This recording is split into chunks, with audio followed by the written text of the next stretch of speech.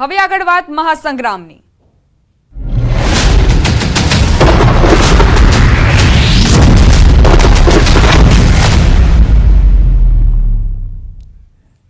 રાજકોટમાં આવતીકાલે મળશે ક્ષત્રિય સમાજનું સંમેલન। આવતીકાલે સાંજે 5 વાગે મહાસંમેલન શરૂ થશે। રાજકોટ પોલીસ આપી શકે છે મહાસંમેલન અંગે મંજૂરી। ડીસીપી, એસઓજી, એલસીબી સહિત સ્થાનિક પોલીસ સહિત 250 થી વધુ અધિકારીઓ અને જવાનો બંદોબસ્તમાં રહેશે તૈનાત। પોલીસે ટ્રાફિક અંગે પણ સર્વેની કામગીરી પૂર્ણ કરી। મંજૂરીની પ્રક્રિયા મોટાભાગે પૂર્ણ થવા આવી હોવાની માહિતી છે।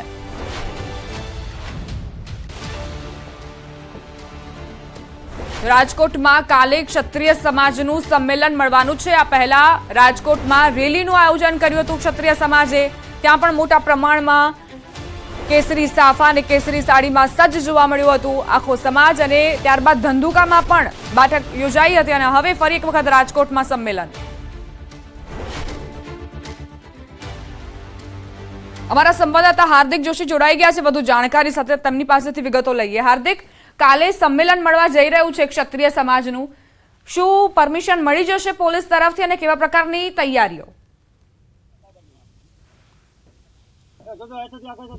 ચોક્કસથી જે છે પોલીસ પરમિશન જે વાત છે ટૂંક સમયમાં જે છે પોલીસ પરમિશન આપી દે તેવી શક્યતા છે। પરંતુ હાલ જે રીતના વાત કરવામાં આવે તો જે જગ્યાએ સંમેલન યોજાવાનું છે ત્યાં અત્યારે પૂરજોશમાં તૈયારીઓ કરવામાં આવી રહી છે। હાલ આપ દ્રશ્યોમાં પણ જોઈ શકો છો કે આ જગ્યાએ જે વિશાળ સ્ટેજ તૈયાર કરવામાં આવી રહ્યું છે, તો બીજી તરફ અહીંયા પણ અનેક લોકો છે જે છે તેમના દ્વારા અત્યારે તૈયારીઓને જે આખરી ઓપ આપવામાં આવી રહ્યો છે। હાલ આપણી સાથે અહીંયા સ્થાનિક વ્યક્તિ છે, આપણે એમની સાથે વાત કરીશું। શું કહેશો, કાલના આંદોલનને કાલના સંમેલનને લઈને કેવી તૈયારી? જોરશોરથી તૈયારી રાખવામાં આવેલી છે। પણ અહીંયા 60 થી 70 આદમી 100 કામ કરી રહ્યા છે જબરજસ્તી। કેટલા લોકોની વ્યવસ્થા કરવામાં આવી રહી છે? 2 લાખ માણસની વ્યવસ્થા કરવામાં આવી રહી છે। ખાસ કરીને ટાવર પણ સાઉન્ડ સિસ્ટમ ઊભી કરવામાં આવી રહી છે। કેવડી સાઉન્ડ સિસ્ટમ? સાઉન્ડ સિસ્ટમ હે બહુ મોટી છે, જબરજસ્ત છે। ચોક્કસથી હાલ અહીંના જે દ્રશ્યો પણ બતાવવાનો પ્રયાસ કરીશ કે અત્યારે જે છે અહીંયા જે છે અલગ અલગ 12 જેટલા ટાવર ઊભા કરવામાં આવશે, જેમાં સાઉન્ડ સિસ્ટમ તેમજ લાઇટ લગાડવામાં આવશે। આ ઉપરાંત આ સમગ્ર જગ્યાએ આવતીકાલે પોલીસનો પણ ચુસ્ત બંદોબસ્ત જે છે ગોઠવાશે। 250 જેટલા પોલીસ કર્મીઓ છે તેઓ અહીંયા સુરક્ષા વ્યવસ્થામાં જે છે એ જોડાશે। ખાસ કરીને વાત કરવામાં આવે તો એસઓજી, એલસીબી સહિતનો જે પોલીસની અલગ અલગ જે પાંખ છે તેમના દ્વારા જે છે આ સમગ્ર બંદોબસ્ત જે ગોઠવવામાં આવશે। આ જે સ્ટેજ છે આ સ્ટેજ ઉપરથી આવતીકાલે જે છે એ ક્ષત્રિય અગ્રણીઓ છે તે સંબોધશે। ખાસ કરીને પરસોત્તમ રૂપાલાને હટાવવાની જે માંગ છે તે માંગ સાથે આવતીકાલે અહીંયા સંમેલન મળવાનું છે।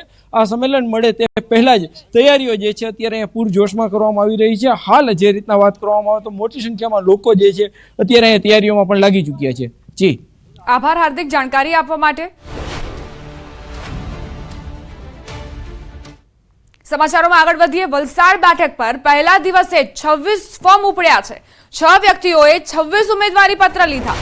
ભાજપથી 6, બીઆરએસપી તરફથી 3 ફોર્મ ઉપડ્યા, બીએસપીથી 8, એનસીપીથી 6, એક અપક્ષે 3 ફોર્મ લીધા છે।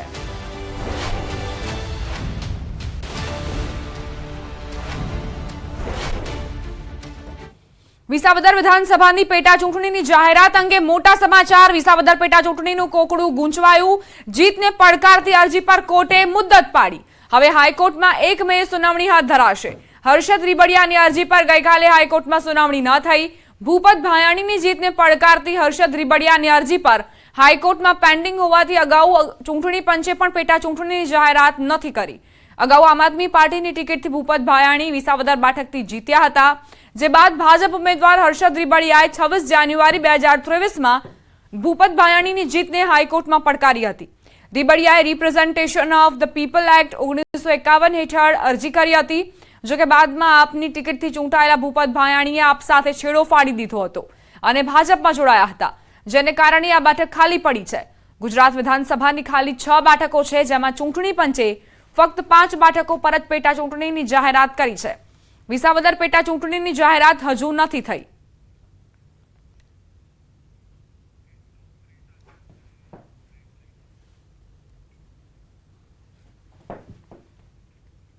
બુલેટિનમાં રોકાઈશું એક નાનકડા વિરામ માટે। નજર પહેલા ટોપ 3 ન્યૂઝ પર।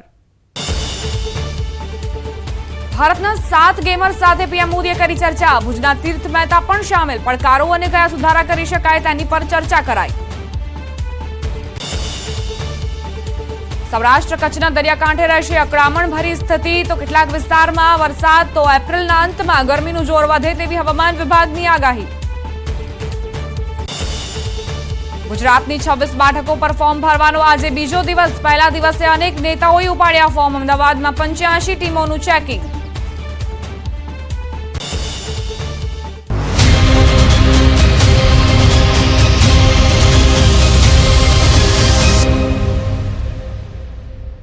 Hotel management with વિધાનસભા અધ્યક્ષ શંકરભાઈ ચૌધરી સામે ચૂંટણી પંચમાં ફરિયાદ. થરાદ વાવ વિસ્તારમાં ભાજપ ઉમેદવાર માટે પ્રચાર કરતા હોવાનો કોંગ્રેસનો દાવો.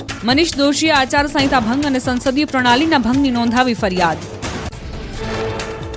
આણંદના કોંગ્રેસ ઉમેદવાર અમિત ચાવડાએ શરૂ કર્યો ચૂંટણી પ્રચાર. ગ્રામ્ય વિસ્તારમાં જનસંવાદ માટે પહોંચ્યા અમિત ચાવડા. મંદિરોમાં દેવદર્શન કરી ચાવડા બગીમાં સવાર થયા અને લોકોનું અભિવાદન ઝીલ્યું. આ ચૂંટણીમાં આણંદથી પરિવર્તનની શરૂઆત થવાનો કર્યો દાવો. લોકસભા ચૂંટણી પહેલા સુરેન્દ્રનગર કોંગ્રેસને મોટો ઝટકો. પૂર્વ સાંસદ અને લીંબડીના પૂર્વ ધારાસભ્ય સોમાભાઈ પટેલે પાર્ટીને અલવિદા કહ્યું. અંગત કારણોસર ધરી ફરી એકવાર સોમાભાઈ પટેલે કોંગ્રેસ છોડી. સોમાભાઈના રાજીનામા પર કોંગ્રેસે ઉઠાવ્યા સવાલ. કહ્યું કે સોમાભાઈને 2020માં જ સસ્પેન્ડ કરાયા હતા. કોંગ્રેસના સવાલ બાદ સોમાભાઈનું રાજીનામું કે સસ્પેન્ડ થયેલા તે અંગે ઊભું થયું અસમંજસ. કોંગ્રેસના સવાલ પર સોમાભાઈ પટેલનો વિડીયો પણ સામે આવ્યો. સોમાભાઈએ કહ્યું કે કોંગ્રેસે મારું સસ્પેન્શન પાછું લીધું હતું. 2022માં વિધાનસભાની ચૂંટણીમાં જ પાછું લેવાયું હતું સસ્પેન્શન. અત્યારે અંગત કારણોસર મેં આપ્યું છે રાજીનામું. રાજકોટમાં કાઠી ક્ષત્રિય સમાજનું રૂપાલાને સમર્થન. ભાજપ કાર્યાલયમાં પત્રકાર પરિષદ કરીને રૂપાલાને ટેકો જાહેર કર્યો. કાઠી ક્ષત્રિય સમાજે વિવાદ મુદ્દે રૂપાલાને આપી માફી. રાજપૂત સંકલન સમિતિના સંમેલન અંગે કરણસિંહનો દાવો. કહ્યું કે મંજૂરી મળે કે ન મળે અમે સંમેલન કરીશું અને આ રાજકીય નહીં સામાજિક સંમેલન છે. અમે ડંકાની ચોટ પર કરીશું સંમેલન. બનાસકાંઠા કોંગ્રેસ ઉમેદવાર ગેનીબેન ઠાકોરનો દાવો. કહ્યું 10 દિવસથી પ્રચારમાં છું. રોજે રોજ લાખ 1.5 લાખનો ફાળો આવી રહ્યો છે. ચૂંટણી લાંબી ચાલશે એટલે 50 લાખ જેટલો ફાળો આવી જશે. દરેક ખર્ચ લોકો ઉપાડી રહ્યા હોવાનો પણ કર્યો દાવો. બનાસકાંઠામાં કોંગ્રેસ ઉમેદવાર ગેનીબેન ઠાકોરનો મંચ પરથી પડકાર. કહ્યું ભાજપ જે રીતે ચૂંટણી લડવા માંગે છે તે રીતે ચૂંટણી લડીશ. જો તમારે એટલો મોટો ફાંકો હોય તો હું પણ ટીટ ફોર ટેટ માટે તૈયાર છું. બનાસકાંઠામાં જામ્યો લોકસભા ચૂંટણીનો જંગ. કોંગ્રેસ ઉમેદવાર ગેનીબેનના વિસ્તારમાં ભાજપનો પ્રચંડ પ્રચાર. વાવમાં રેખાબેન ચૌધરીનું કરાયું સામૈયું. પ્રચાર યાત્રામાં મોટી સંખ્યામાં ઉમટી જનમેદની.